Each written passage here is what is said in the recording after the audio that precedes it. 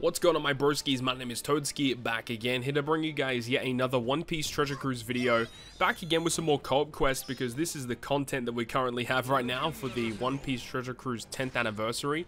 And we're going to be showcasing, this time around, completing one of the other main Chopper Man missions that are required for this season, where you have to clear the Infinitum C difficulty with a team with either Psi Slashers or Psi Cerebral units. So that's exactly what my goal is to do with this team, as you're seeing here, and at the start of the video it shows you the supports and everything in regards to the squad that I am using.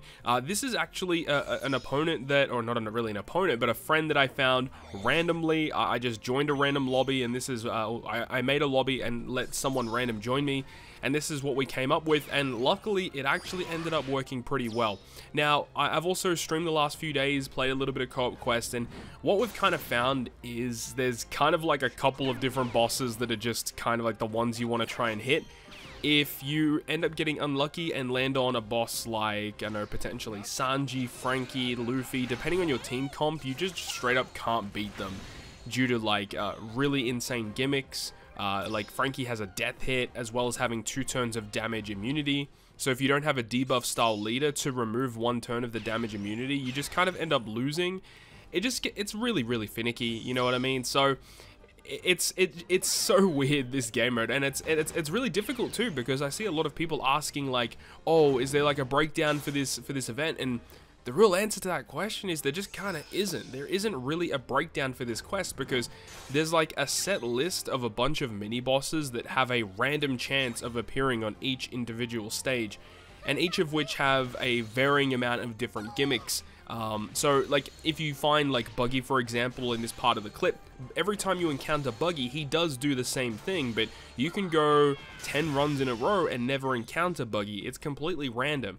So it's hard to prepare for a bunch of different things at once, whilst also taking down these bosses at the very end of these Straw Hats that have crazy gimmicks. I know that a bunch of people in the community have basically conceded the fact that if you are unlucky enough to find Monkey D. Luffy as the final boss in the Infinitum C, that you just can't win. There just isn't a team that can clear all the mini bosses up to the end, get to the final stage, and beat Luffy. I don't know if there has been a team to beat Luffy yet, but I haven't actually encountered Luffy, so I actually don't even know exactly what the experience is like to beat him or to go up against him. But from what I can say from experience is that the bosses that work really well to go up against are ones like Usopp and Jinbei. In this clip here, we luckily enough were able to locate Jinbei. Jinbei does seem to be the easiest boss. He just doesn't do a whole lot, which makes things a lot easier, because you can use a bunch of specials before reaching the boss stage. You can get to Jinbei, and you can work together with your friend in order to get through it. He does have damage limiter. He does have a damage barrier as well, but all things considered, he doesn't really do as much as some of the other bosses that you'll come up against. We get towards the end of this clip here, you see that we're encountering some of the bosses here on stage 5, I believe it is. Eneru can be annoying. He does paralysis on the first turn, then can do burn on the next turn afterwards. I don't exactly remember what Crocodile does if you leave him alive, but what I will say is one of the most annoying bosses is Blackbeard, dude. That Blackbeard is so brutal. He like makes Perfects more difficult to hit. He gives you the pain debuff. He does chain attack down, and mind you, all of those buffs or debuffs I just mentioned last for 3 turns, so it's quite a long time for you to remove them. He also will inflict blindness to you, and he also can change your captains if you leave him alive long enough. And that's like another one like Buggy, for example. If Buggy stays alive long enough, you can see that the character on my crew, Nami and Usopp dual unit, gets blown away. It's just kind of frustrating that there are so many different variations, and if you get really unlucky and just find the wrong bosses at the wrong time, it's just the end of the run. So it leads me to kind of ask another question of like, did Bandai even test this content before making this go live? Because it definitely doesn't seem like they've tested it. Because I don't know what teams they would have tested this with. I would love to know what teams they were testing with to see how exactly that they were beating this content so effectively. Like, what is the quote-unquote optimal team in order to get through Infinitum C. And the crazy thing about it is even the 10th anniversary batch with the new Sugofest exclusives and Roger and the rare recruits, like even just a team of these units don't clear this content. So it's not like it's based around having these new characters. And I just don't understand it. I don't know what they really wanted us to do here.